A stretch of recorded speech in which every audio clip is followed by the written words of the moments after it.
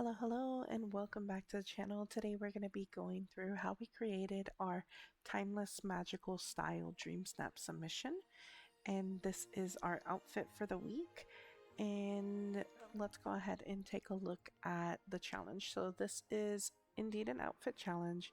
It says channel your inner Merlin as you dress to embody your timeless magical persona. Create a look that suggests you've been around for 1,000 years. Mandatory tags 3 elegant, 3 lavish, with bonus tags traditional and wondrous. So this is the look that I came up with, and let's take a look at the tags. So the first thing I knew I absolutely wanted to use was the sorcerer hat that I have on. This is not a max tag option. However, it went with the aesthetic that I was going for, so I opted to go lower tags on the headwear, knowing that, and trying to boost tags in other areas as I could. So for this one, let's go ahead and see what the tags are. We have elegant, lavish, traditional, wondrous. So these are the max tag options. You may have seen a lot of these: antlers, fairy horns, sun and moon crowns, and top hats used this week. I've even seen some people use the bowler hat. But again, I knew what I was looking for and I was hoping that it would fit the tags. So I just kept removing things until I found what I was looking for. So this one is Merlin's Marvelous Wizard Hat. And then we have next, I was going for my bottoms, I think. So I started out looking at, I believe, shorts, because I wanted to do a dress, but there's no max tag shorts. So I looked at pants instead. And these blue dress pants are actually max tag, and you can't see them, but if I were to take these off, these are what they look like. And then with the boots, they kind of crop the pants into the boots, and you can't see them when you have a dress on. So I put this max tag grunge skirt over top of it, so I have two max tag items on my legs. Basically, I have the pants and the skirt layered on top of each other, so that is two max tags within one area. So if you can layer, that's always a good idea. As far as socks this week, there were none that really fit the criteria, so I just was looking for shoes instead. Oh, this. And these fancy black and gold boots are max tag. There are quite a few different shoes that are max tag this week. I don't really feel like the flip-flops are, lavish and elegant and wondrous, but, if you wanted to go for that look, there are a ton of different shoe options this week. And then kind of moving up, I wanted to ensure that I wore a shirt that allowed me to be able to have a bracelet as well as gloves and a necklace on. So some of the tops will actually cut that off. So I think I went first for the coat when I was creating this look, and looked for something that didn't cover up those areas. I didn't want to go too matchy anyway, so none of these other than this one is going to allow me to wear bracelets, and I didn't want to wear that cardigan. So again, removing some of the bonus tags until we find something that works with what we were going for. So this blue open blazer is 3 tags: lavish, elegant, and traditional, and allows me to wear a watch still. And then when I'm pairing that up with a shirt, similarly, again, I was looking for something that wasn't gonna be long sleeve, because even though the blazer is short sleeve, it still wouldn't allow me to wear a bracelet. So for instance, if I were to wear this, even though the blazer is cut off, it removes my bracelet and the tags that were associated with it. So I had to be cognizant of that when I was going through. And when you're putting on shirts, if they're really high neck, like um, I can't think of the word. If they are turtlenecks, it or have collared necks, it removes the necklace as well. So I was looking for a specific shirt that would not remove those tags. And something like this would have left them on. This surprisingly leaves them on. So I was just looking through here and trying to find something that kind of fit with what I was going for. But none of these max tag options really fit the aesthetic I was going for. So I started removing some of the bonus tags to try to find something that fit what I was looking for. And I found this 3 tag option, the dark blue button up vest, that gave you the ability to see my necklace in full detail. And it was rolled up sleeves so that you could still see a bracelet. So that's what I ended up going with. And then for our bracelets and necklace, we went with, again, something blue on the wrist, the ornate blue wristwatch. And then for necklaces, there was nothing really that fit the colors that I was going for. So I pulled in this red rose necklace set, which is max tag as well, and chose to go with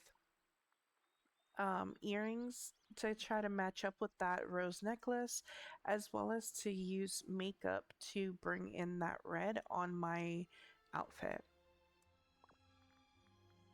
For our gloves, we went with just a ring.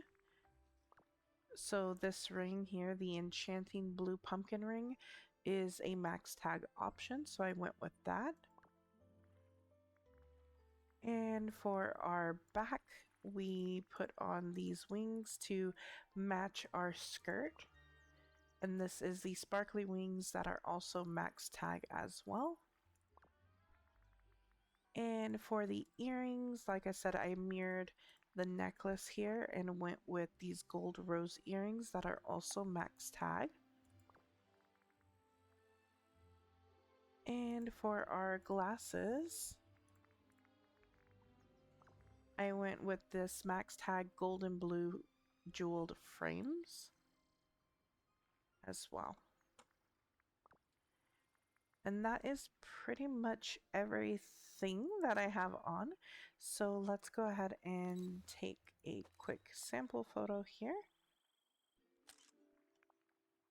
And this is elegant, 11 out of 3, lavish, 12 out of 3, 6 traditional tags, and 10 wondrous tags as well. So this is the end of my outfit, and I really like how it came out. I changed my eyes as well to be cat eyes with darker and lighter blue, and I think that that really comes out nicely in the photo. So let's go ahead and transition over to taking a look at how we created the background for our actual dream snap. Okay, so we started out in the Forest of Valor with Merlin's house because I wanted to incorporate him in this week, as well as trying to get Fairy Godmother as well. So I went through my inventory and started placing down anything and everything that I thought that I might use in my photo. And this is kind of how I go through on outfit challenges and create my background for it is just looking through all of the things that I have and pulling anything out that I think might work into a build, and then just go from there and filter things out. So I'm just placing one of everything down. And a lot of this doesn't get used. So I know I want to use the celestial things. So I have the pillars and the banners. I also use the vine wall to create a background so you don't see the rest of my valley behind the photo. And I'm putting a ton of books around Merlin's house. Obviously, that makes sense. And from there, I end up putting all of these candelabras down because I really wanted it to be lit up. I was thinking that I wanted to do this at night, especially with the glow factor from those pillars and the banners with the like stars floating around. I thought that that would look nice. So I wanted it to very much look opulent and elegant. So I tried my hand at the like blinding lights in the background. I didn't like the yellow, so I ended up switching out a lot of it for blue, and then finding that it was washing out the pillars too much. So I reduced the number of lights that I had back there and pretty much switched everything to blue. And again, it was too blinding for me, so I do end up lessening the amount of lights I have there. And here I'm just going through and trying to figure out what I want in my picture. So I'll put things there, remove items, move items around, and just play with it until I figure out something that I like. So I was looking at different tables, putting things on top of tables, moving tables around, and trying to figure out what I wanted. I use the elegant clock tower as well, and these blue orb lights from the DLC, and the purple like projectors from the Dream Bundle for Belle, and really amp up the like lit up factor. I did end up grabbing Fairy Godmother and trapping her in here because she was in her house and Merlin was walking around. So I trapped her first, then grabbed Merlin and put him in here as well, so they weren't asleep or in both in houses and I couldn't get them. So that is they're just roaming around while I'm creating this. I knew that I wanted to incorporate the fountain in front of me. So I pulled that there and I used it just for the shine that comes off of it, as well as the sparkles. I used this opulent looking flooring and put a fairy godmother bench in front of the clock tower. Here I'm lessening the lights in the back to just give a little bit of like a brightness glow there, but not overwhelming. And I'm fidgeting with the pillars to try to make it look even in the photo. I end up putting another one of the, I think it's Moana rocks on the left hand side as well to mirror the right side, and put a telescope in that area as well. And that's pretty much everything on the left hand side done.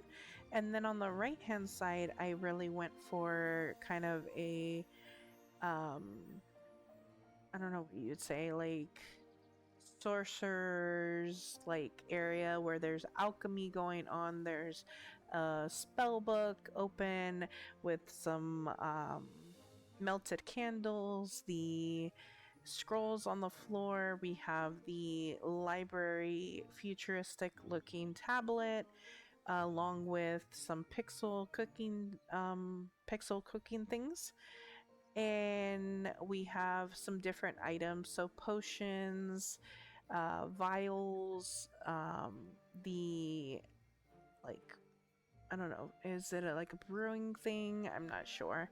We have a purified night shard, a um, training manual. So just different little things in the background on the table, along with the potions from the Nightmare Before Christmas is down on the ground as well.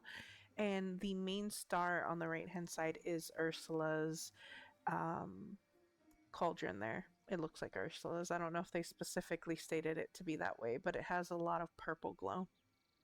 So I wanted to incorporate a lot of blue glow and a lot of purples into this to kind of mirror my outfit as well.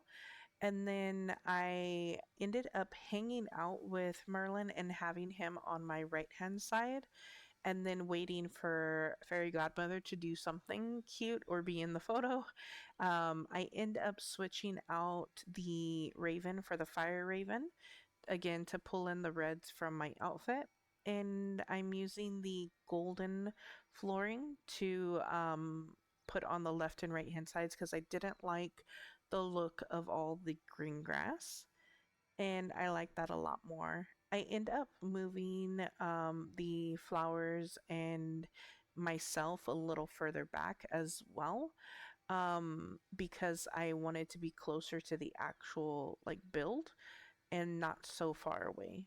So again, just situating this, looking at the camera, looking at the angles, making sure everything's in the photo, and trying to keep the confinement area as tight as possible so that they don't get stuck in corners.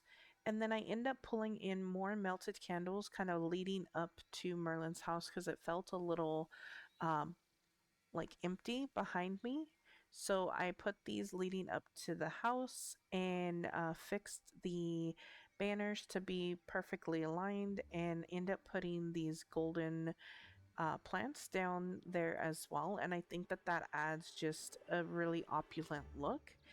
And finally, after hours, we got Fairy Godmother to do her little animation, and it's perfect. And this is the end photo.